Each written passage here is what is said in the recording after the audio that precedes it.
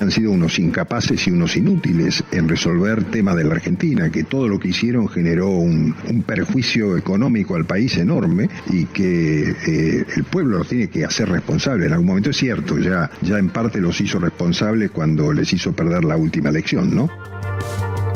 Bueno, esa es en resumida la versión de Guillermo Francos, el jefe de gabinete, del fallo por el cual ayer la jueza Loretta Preska, la jueza de Nueva York, dijo que los acreedores de un fondo buitre, el fondo Bradford, tienen derecho al 51% de las acciones de YPF, o sea, las acciones del Estado argentino. Entonces uno dice, bueno, es la justicia de Estados Unidos y piensa que hay seriedad detrás de todo esto. La verdad es que cuando uno empieza a preguntarse, preguntas de sentido común, digo, corridas de toda precisión ideológica, dice, pero esto más bien parece una truchada, una especie de artimaña de gente que se puso de acuerdo para quedarse no solo con el 51% de YPF, con vaca muerta. Porque hay que tener en cuenta que YPF es dueña del 70% de la segunda cuenca de shale gas del mundo. Después de Qatar, la segunda cuenca de shale gas del mundo es vaca muerta. Entonces fíjense, como por arte de magia, así de un plumazo, con la sola firma de una jueza, que sería el equivalente a una jueza de instrucción del barrio de Microcentro en Buenos Aires, un fondo buitre que ni nunca tuvo una sola acción de YPF, sino que compró el juicio a la familia Eskenazi, que además son los grandes traidores de esta película, y después vamos a analizarlo, se queda con el 51% de la empresa estatal petrolera argentina, que además tiene el 70% de vaca muerta. Ahora se empieza a ver más claro lo que significa el acuerdo Milei-Trump, porque no se engañen, acá lo que hay es una manera elegante de privatizar YPF. Y hay que decir que por más que Milei cacaree y digan, bueno, vamos a apelar, sí, van a apelar un tiempito, pero al final del camino, igual que pasó con el otro juicio de los fondos buitres que termina pagando Macri, acuérdense, ni bien asume Macri, para quedar bien con Estados Unidos, paga completo el juicio de los fondos buitres, que eran en aquel momento 11.000 millones de dólares. Bueno, esto es mucho más. Esto es el 51% de YPF, según las cotizaciones. Bueno, es mucha más plata, por mucho menos de la demanda original. ¿Qué es lo que hay? O sea, cuando yo les digo que si uno lo para un poquito con el sentido común, dice, esto es un disparate, porque de lo que se agarran los fondos buitres es que en el estatuto de la YPF privatizada, o sea, en un estatuto interno de una empresa, decía que para comprar la parte de los accionistas siempre había que hacer, o sea, que si uno compraba el 51% de las acciones, le tenía que hacer una oferta superadora a los accionistas minoritarios. Cuando la Argentina le compra como Estado, expropia y le compra la parte a YPF Repsol, ¿sí?, que era la empresa española, compra el 51%, no le hace una oferta a los Eskenazi. ¿Por qué les digo que son los grandes traidores? Porque ahí viene la parte oscura del primer kirchnerismo. Es decir, bueno, ¿cómo compraron los Eskenazi que nunca pusieron un peso en YPF? ¿Cómo compraron YPF? La leyenda cuenta que lo compraron con las acciones, o sea, con el producido de las ganancias de YPF. Compraron las acciones con el producido de las ganancias, mejor dicho. Y porque Néstor Kirchner, que era amigo del papá de Eskenazi, lo puso ahí y le dijo, vos quédate acá como garante del comienzo de la nacionalización de YPF. Claro, después Néstor murió, le hicieron un corte de manga a Cristina y todo eso se diluyó en el aire. Y como ellos no lograron que el Estado argentino les pagara plata, pero seguían siendo dueños de las acciones, ¿qué hicieron? Se dieron vuelta y fueron y le vendieron el juicio a un fondo buitre, que es este fondo buitre Bradford, que compró en verdad el 70% del juicio, no compró el juicio completo. Pero al final del camino lo que se ve es que una cláusula de un estatuto de una empresa importa más que una ley de un país extranjero como es la Argentina. A ver, yo no soy abogado, pero lo mínimo que sabés de derecho es que hay como una estatura en las normas. Una ley importa mucho más que un estatuto de una empresa, porque un estatuto de una empresa puede dar por abolida la pobreza y, sin embargo, esto no tiene fuerza de ley. Puede decir, que los trabajadores son esclavos, sin embargo la Constitución y las leyes dicen que no existe la esclavitud en la Argentina. Entonces los estatutos de las empresas no son superiores a una ley, y mucho menos a una ley de un país extranjero. Y acá vuelve la cuestión de por qué la Argentina, en su intento desesperado de seducir a los Estados Unidos, termina siempre exponiéndose a los tribunales de los Estados Unidos, en especial a los tribunales de Wall Street, manejado por una jueza barrial, ¿sí? Como era en su momento el juez Griesa. La que hereda el juego del juez Griesa es la jueza Loreta Presca.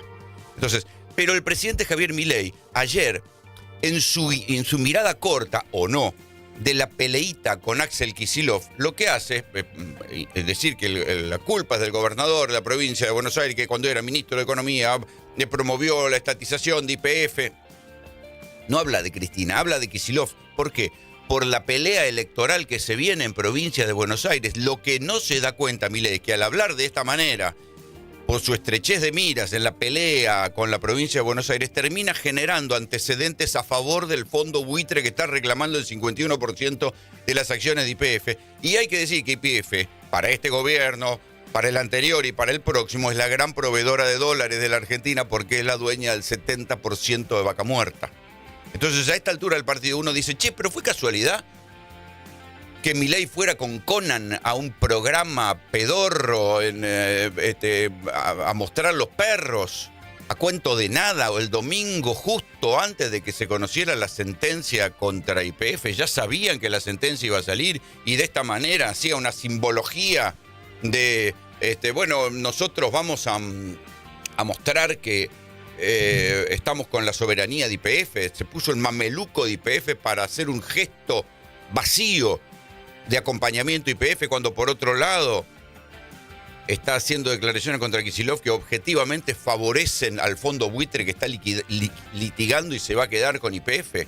¿Fue una casualidad que hiciera ese acting el domingo? A esta altura uno tiene derecho de preguntárselo. ¿Será la privatización encubierta de YPF lo que viene con este fallo?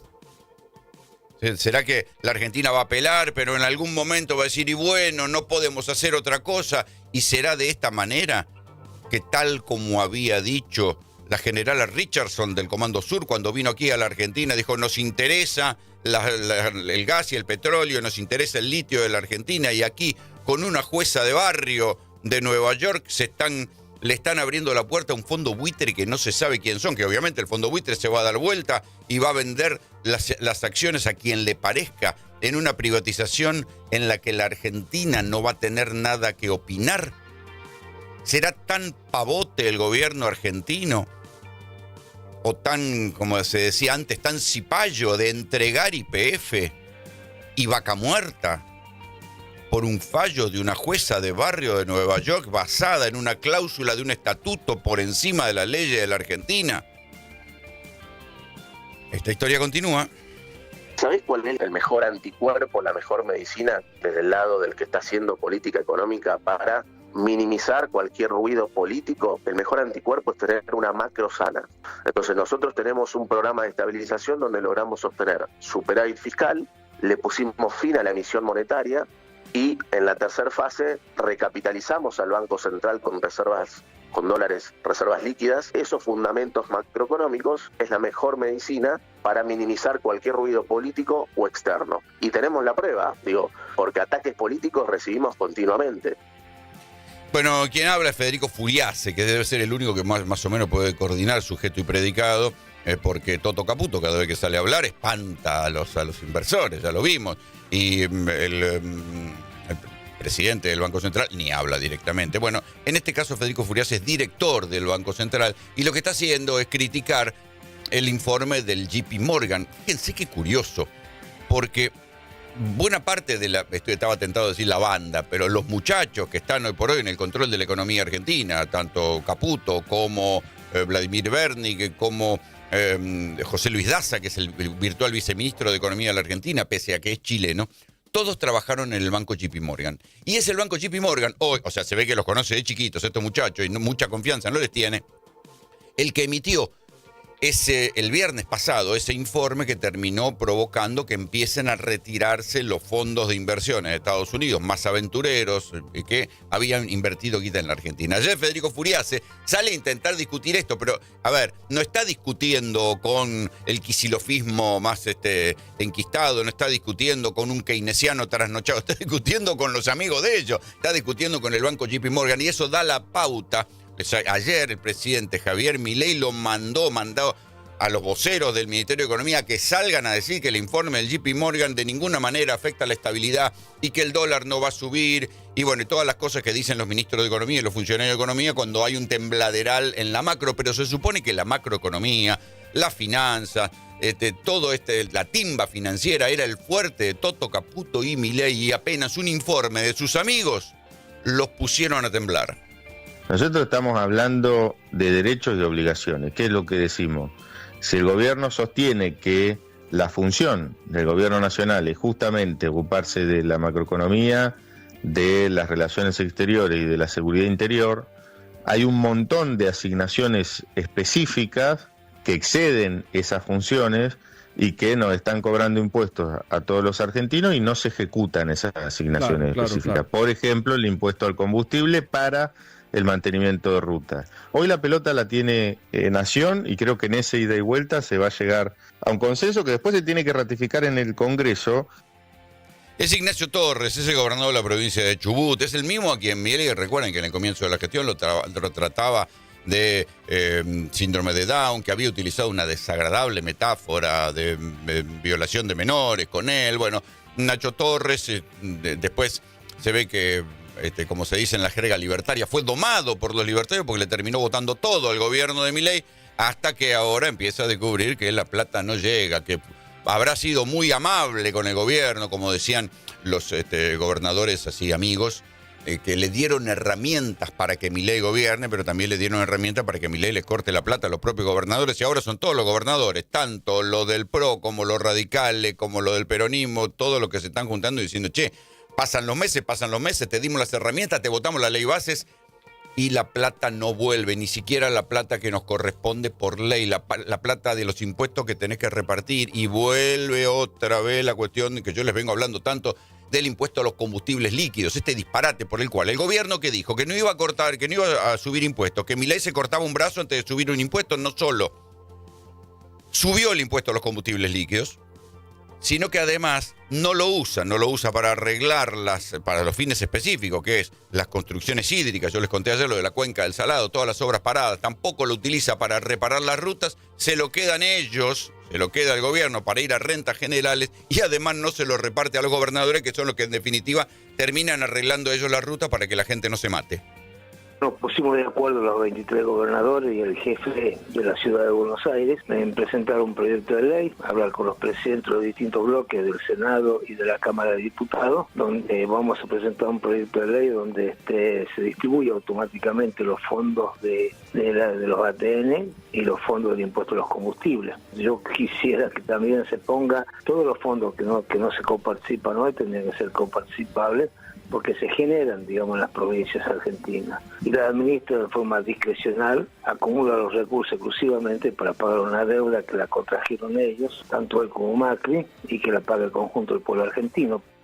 Clarísimo, ahí lo explica el gobernador de la provincia de La Rioja, Ricardo Quintela, y también lo que está mostrando es esto. ¿Qué va a hacer Milei frente a una ley promovida por todos los gobernadores, con los legisladores, con los diputados, con los senadores, que debería tener trámite rápido? ¿Qué va a hacer? ¿La va a vetar?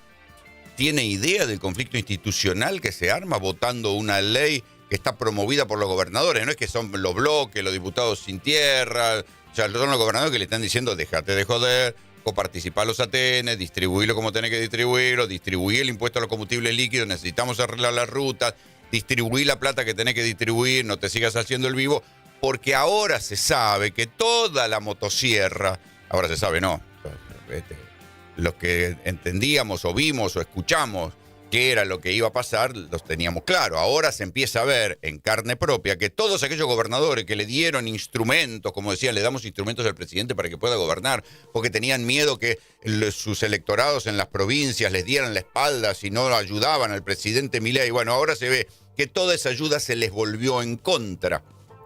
Y entonces Ahora tienen que enfrentar ellos sus propias campañas electorales en las provincias y tienen que enfrentar ellos a sus propias gentes en las provincias a las cuales le están dando cada vez peor educación, peores hospitales, peor seguridad. Toda esa gente ahora le reclama a los gobernadores. Che, ok, Milei cortó la plata. ¿Y vos qué haces? Los gobernadores están diciendo que todo eso fue para pagar la deuda. Lo decía recién Quintela, y es así. El famoso superávit del gobierno es para pagar la deuda. Y es una deuda que, como dice Quintela, tampoco hay que ser ningún maestro, ningún genio de las finanzas, aumentó el gobierno a pasos acelerados. Para bajar la inflación y para tener una elección que le permita capacidad para seguir vetando las leyes, Milei está gastándose una plata, siempre es mucho más caro, una plata infinita, siempre es mucho más caro utilizar plata de la deuda para mantener el dólar bajo que hacer obras públicas, porque también es esto que decimos y que se repitió en el gobierno de Macri, nada, absolutamente nada de la plata por deuda pública o por deuda privada que tomó este gobierno se convirtió en una sola obra pública, en una sola ruta, en una sola escuela, en un solo puente. Nada. Solamente sirvió para mantener artificialmente barato el dólar, para que los argentinos que tenemos algo de guita no podamos ir afuera, para que los que tuvieron algo de plata se vayan a ver el Mundial de Clubes y nada más. En algún momento va a haber que pagar esta fiesta.